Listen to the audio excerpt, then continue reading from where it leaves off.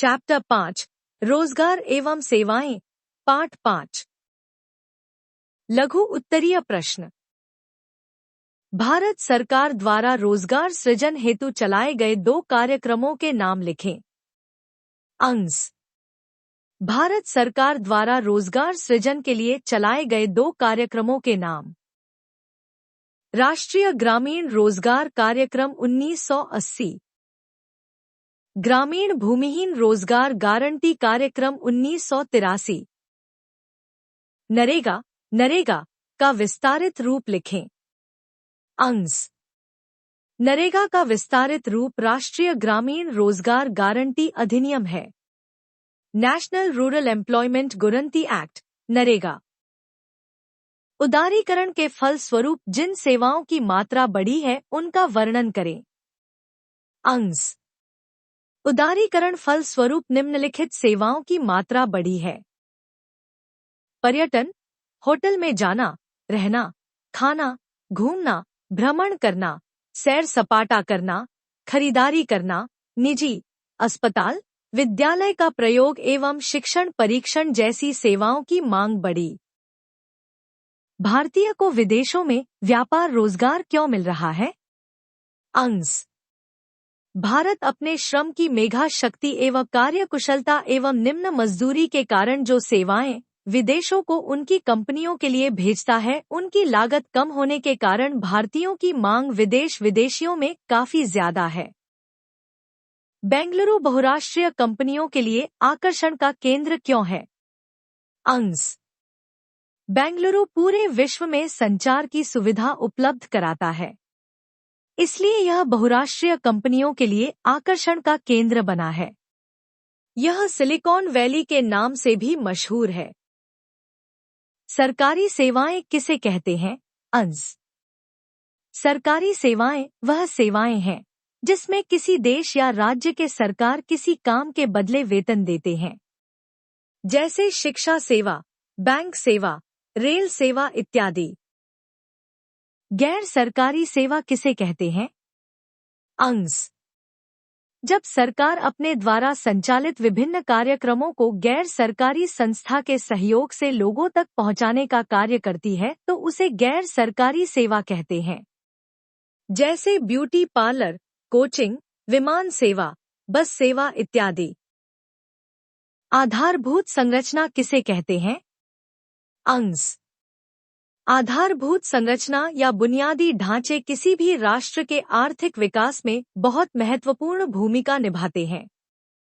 बुनियादी सुविधाओं के अभाव में उत्पादन के लिए कच्चे माल की आवश्यक बहुत अधिक होती है। अतः आधारभूत संरचना किसी देश के विकास के लिए बहुत महत्वपूर्ण है। रोजगार एवं सेवा में क्या संबंध है? अंश रोजगार और सेवा में संबंध निम्नलिखित है। रोजगार और सेवा एक दूसरे से समान अनुपाती होते हैं। जब सेवा क्षेत्र में निवेश किया जाता है तो सेवा क्षेत्र का ग्राफ ऊपर की ओर चढ़ने लगता है, उसी प्रकार रोजगार के अवसर का भी चढ़ने लगता है। इससे यह तात्पर्य निकलता है कि सेवा के क्षेत्र में निवेश से रोजगार के अवसर बढ़ता है। व्यक्ति अपनी इच्छा अनुसार अपनी शिक्षा एवं कार्य शक्ति से जीवन यापन करने के लिए धन एकत्रित करता है तथा एकत्रित धन को वह पूंजी के रूप में उत्पादन के क्षेत्र में निवेश करता है, तब एक सेवा क्षेत्र बनता है और रोजगार के मौके अपने आप बनने लगते हैं। आर्थिक मंदी का असर भारत में क्यों पड़ा? अंश आर्थिक मंदी का असर भारत पर बहुत कम पड़ा। इसका यह कारण है कि भारत का पूंजी बाजार काफी मजबूत व्यवस्था में है। यहाँ के इंजीनियर आज भी बाहरी स्रोत बने हुए हैं। विदेशों में इनकी सेवा की काफी मांग है। सूचना प्रौद्योगिकी में आज भी भारत बहुत आगे है। इन्हीं सब कारणों से भारत का आधारभूत संरचना कमजोर रहने के बावजूद भी विश्व में आई आर्थिक मंदी का प्रभाव भारत पर बहुत कम पड़ा। आर्थिक संरचना का क्या महत्व है या आर्थिक आधारभूत संरचना का क्या महत्व है? अंश आर्थिक संरचना का सीधा संबंध आर्थिक विकास तथा उत्पादन तथा लोगों की खुशहाली में वृद्धि से है। आर्थिक संस्थाओं में मुख्य रूप से बैंकिंग क्षेत्र, बीमा क्षेत्र, अन्य सरकारी वित्तीय क्षेत्र, ऊर्जा, कोयला, विद्युत, तेल, पेट्रोलियम, गैस तथा अन्य प्रकार की सुविधाएं जैसे यातायात, रेलवे, सड़क, विमान, जलयान, संचार, तार, टेलीफोन, मीडिया, टेलीप्रिंटर इत्यादि आते हैं। दीर्घ उत्तरीय प्रश्न। सेवा क्षेत्र पर टिप्पणी लिखें। अंश। जब किसी देश या किसी राज्य की सरकार अपने नागरिकों को काम के बदले मासिक वेतन देती है तो उसे सेवा क्षेत्र कहते हैं। जैसे प्रशासनिक सेवा, सैन्य सेवा, शिक्षा सेवा, स्वास्थ्य सेवा, अभियंत्रण सेवा, बैंकिंग सेवा इत्यादि। प्रशासनिक सेवा गौ सेवा है जो सरकार के द्वारा किसी बड़े अफसर को ही दी जाती है, जिनके कही गई बातों पर ही मंत्रीगण अपनी नीति बनाते हैं, जैसे जिला अधिकारी या किसी जिले का कलेक्टर। सैन्य सेवा को 3 भागों में बांटा गया है। आई स्थल सेना आर्मी 2, जल सेना नेवी 3, वायु सेना एयरफोर्स। इन तीनों भागों में अधिक संख्या में लोगों को नौकरी मिलती है। सैन्य सेवा किसी देश की सुरक्षा की दृष्टि से बहुत महत्वपूर्ण सेवा है। शिक्षा सेवा वह क्षेत्र है जिसमें शिक्षा से संबंधित सारी व्यवस्थाएं होती है। शिक्षा सेवा से हर प्रकार के क्षेत्र विशेषज्ञ बनते हैं और अपनी सेवा देते हैं। सैन्य सेवा हो या अभियंत्रण सेवा हो या डॉक्टरी सेवा हो या व्यापार क्षेत्र को, यहाँ तक कि शिक्षा सेवक को भी शिक्षा मिलती है। स्वास्थ्य सेवा वह क्षेत्र है जिसमें स्वास्थ्य के लिए सारी व्यवस्थाएं शामिल होती हैं। यहाँ चिकित्सा के साथ मुफ्त दवा भी दी जाती है। गांव में प्राथमिक चिकित्सा, ब्लॉकों में रेफरल अस्पताल, जिलों में जिला अस्पताल तथा राज्य की राजधानी में अनेक अस्पतालों की स्थापना से लेकर उन्हें संचालित करने का दायित्व सरकार के कंधों पर ही होता है।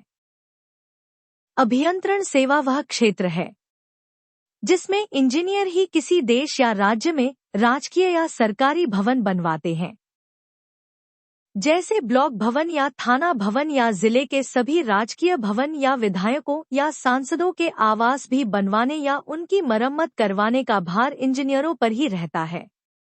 इस प्रकार के क्षेत्र को सेवा क्षेत्र कहते हैं।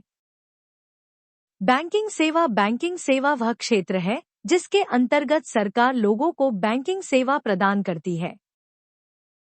किसी भी देश के विकास में बैंकों का महत्वपूर्ण हाथ होता है। ये इन्हें वित्त सेवा भी प्रदान करते हैं। बैंकों से आम जनता भी सेवा ले सकती है। सेवा क्षेत्र पर एक संक्षिप्त लेख लिखें। अंश। सेवा क्षेत्र वह क्षेत्र है जिसमें किसी देश या राज्य की सरकार अपने नागरिकों को काम के बदले मासिक वेतन देती है, तो उसे सेवा क्षेत्र कहते हैं। इस सेवा के अंतर्गत सारी सरकारी सेवाएं लोगों को मिलती हैं। सेवा क्षेत्र में विकास के साथ साथ रोजगार के अवसर भी बढ़ते चले जाते हैं। सेवा क्षेत्र में विकास के लिए मानव पूंजी को शिक्षित करना आवश्यक है। मानव पूंजी जितनी अधिक होगी उस देश या राज्य का आर्थिक विकास उतना ही अधिक होगा। सेवा क्षेत्र का विभाजन सामान्य तो 2 भागों में किया जाता है। पहला सरकारी सेवा क्षेत्र तथा दूसरा गैर सरकारी सेवा क्षेत्र। सरकारी सेवा क्षेत्र के अंतर्गत शिक्षा, वायुयान, कृषि, स्वास्थ्य, अभियंत्रण, बैंकिंग तथा अन्य सरकारी सेवाएं आती है। गैर सरकारी सेवा के अंतर्गत बैंकिंग, दूरसंचार, यातायात, स्वास्थ्य, रोजगार तथा अन्य सरकारी सेवाएं आती है। साख पत्र क्या है? कुछ प्रमुख साख पत्रों पर प्रकाश डालें। अंश। साख मुद्रा के रूप में जिन साधनों का प्रयोग किया जाता है उसे साख पत्र कहते हैं। साख पत्र के आधार पर ऋण का आदान प्रदान होता है। साख पत्र ठीक मुद्रा की तरह कार्य करती है, किंतु मुद्रा से भिन्न होती है। मुद्रा को कानूनी मान्यता प्राप्त होती है, जबकि साख पत्र को नहीं होती है। प्रमुख साख पत्रों में चेक, विनिमय बिल, बैंक ड्राफ्ट इत्यादि आते हैं। चेक वह साख पत्र है जिसे बैंक अपने खाता धारक को निर्गत करता है। बैंक ड्राफ्ट वह साख पत्र है जो एक बैंक अपनी किसी शाखा या अन्य किसी बैंक को आदेशित करता है कि उस पत्र में अंकित रकम उसमें नामित व्यक्ति को दे दी जाए। बैंक ड्राफ्ट द्वारा आसानी से कम खर्च में ही रुपया एक स्थान से दूसरे स्थान तक भेजा जा सकता है। यात्री चेक वह साख पत्र है जिसमें यात्रियों की सुविधा के लिए यात्री चेक भी एक साथ पत्र के रूप में उपलब्ध कराया जाता है। यात्रियों को बैंक द्वारा जारी इस साख पत्र में अंकित राशि उस बैंक की किसी शाखा में अपने नमूने के हस्ताक्षर कर प्राप्त हो सकती है। सेवा क्षेत्र में क्या सरकारी प्रयास किए जा रहे हैं? वर्णन करें। अंश सेवा क्षेत्र में निम्नलिखित प्रयास किए जा रहे हैं। भारत सरकार के द्वारा रोजगार सृजन के अनेक कार्यक्रम विभिन्न पंचवर्षीय योजनाओं के माध्यम से शुरू किए जा रहे हैं। इन कार्यक्रमों के संचालन का जिम्मा राज्य सरकारों को सौंपा गया है। कुछ प्रभावी कार्यक्रम निम्नलिखित हैं। काम के बदले अनाज कार्यक्रम 14 नवंबर 1940 में। राष्ट्रीय ग्रामीण रोजगार कार्यक्रम 1980। ग्रामीण युवा स्वरोजगार प्रशिक्षण कार्यक्रम 1979। ग्रामीण भूमिहीन रोजगार गारंटी कार्यक्रम 1983। वैश्वीकरण पाठ 6। लघु उत्तरीय प्रश्न।